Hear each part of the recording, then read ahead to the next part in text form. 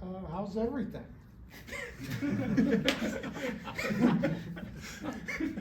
It's great. How about you, Mike? Got your Christmas shopping done? This is your press conference. And no. Neither.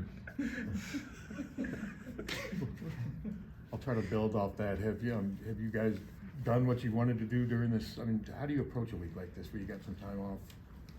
Well, obviously, we're a little banged up, so Mhm. that helps in that regard.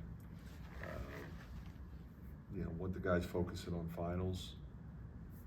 When we do practice, you know, we make sure everybody's here and we have regular practice.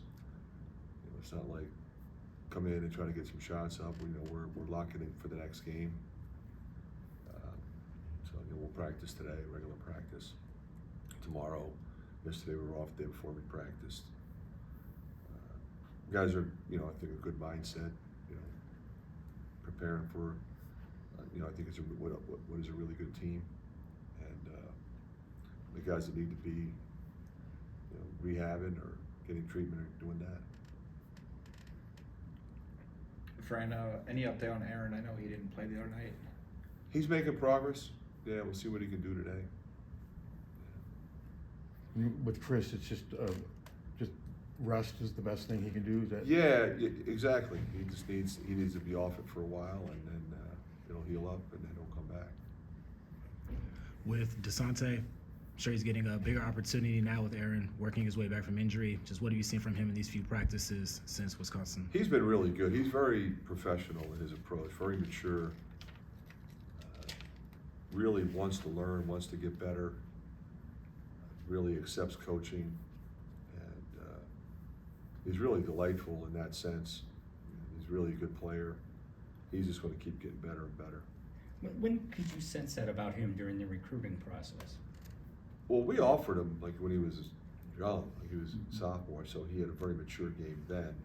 But he's always been, I mean, to talk to on the phone, to talk to in person, just really mature. Great family, so you kind of expect, if you met his parents, you would expect him to be that way. I mean, he's a gamer. He's just going to keep grinding. He doesn't get too high and too low. Well, how do you feel after that 6-game stretch you just had? Well, it was, you know, I think what we all expected it would be. It wasn't easy. We did some really good things, and we did some things we need to work on.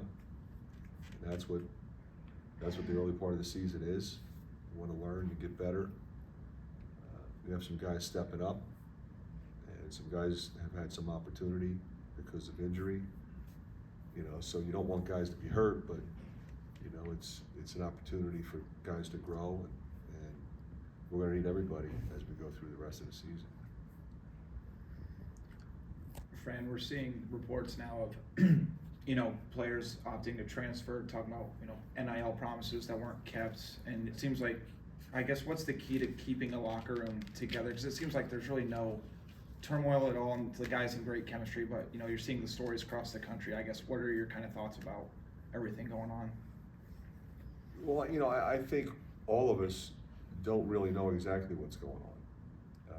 I only know what's going on here, and I'm trying to do the best I can to compensate our guys in the right way. And they've been great.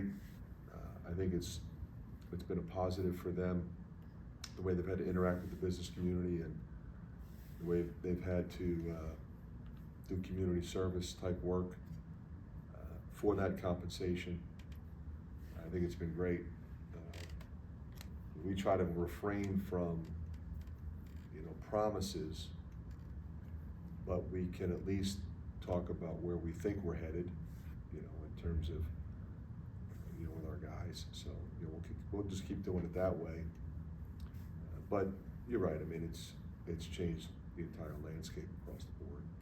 You know, there's some schools that don't refrain from promises.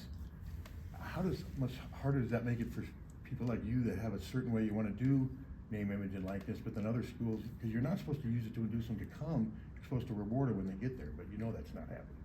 Right. You know, and that's, That was poor foresight by the NCAA. I mean, they blew it, bottom line. You know, you can't put the portal and NIL together and say it's not going to become pay for play. I mean, who didn't see that coming? Anybody in this room, anybody on planet Earth saw that coming. Yeah. Okay, so, you know, this is where we are. And, you know, it's not the players' fault. You know, they want a piece of the pie. I mean, they can read the incredible dollars that are generated by their performance. So they need to be compensated. You know, is there a right way to do it? Probably. Can everybody agree to that? Probably not. But you know, we'll see where we end up, because we're not in a very good place right now. But I can tell you this, our guys are locked in. You know, they're making some money. Nobody's getting rich, but they're understanding the importance of what NIL was supposed to be, as you pointed out. Mm-hmm. It was supposed to be opportunity to grow in the business world. I keep saying this, but one of the positives of it all is it really requires your student athletes to be great citizens, or else they're not going to make any money. And so they have great kids. They'll represent companies well if they hire them. I encourage companies to reach out and engage in communication and hire our guys.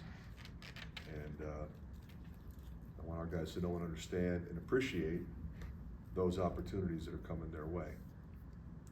Coach, looking at Patrick's numbers on offense this year, shooting percentages are up. He's taking more shots, being more aggressive. What has impressed you about his development offensively? Well, you know, I think we all, maybe expected, but certainly hope, another year of maturity. He had a really good year last year. I thought he had a really good year the year before, coming off the bench. Last year he moves into the starting position. This year I think we all expected more from him. He expected more from himself. I think that's really the critical factor. We can all want it for him or think it's coming, but what are his expectations for himself? Did he put the time in the spring and summer to be in a position to have those numbers go up? And he did. And so anytime you have one of your players do that, it makes you proud, and you talk to them about it at the end of the year. These are the things you need to work on. This is what you have to do. They go out and do it. That's kind of how it's supposed to work. Has he added like a specific thing to his game, or is it just overall confidence across the board? No. Well, one of the things we try to get him to play off 2 feet a little bit more. He's done that. That's a fine line, because sometimes you gotta go and you gotta attack. And if you're always playing off 2 feet, you're not always attacking the basket. But he is, I think, making good decisions in terms of when to go, when not to go. Go, it shuts down. Find somebody else, make a play for somebody else. He's never been a big turnover guy, and he's very unselfish. So that's what we want from him, and that's how we want to play. Fran, if you could pinpoint 1 or 2 things specifically that you want to see the guys take a step forward this week, what would those 1 or 2 things be? I just think the only thing you want to do is see consistent play out of each and every player in terms of effort and execution. You don't want to see sloppy play. We play fast, so we always say we don't want to just run up and down and turn it into a rat game. We want to push the ball, make good decisions, defensively be connected, and compete.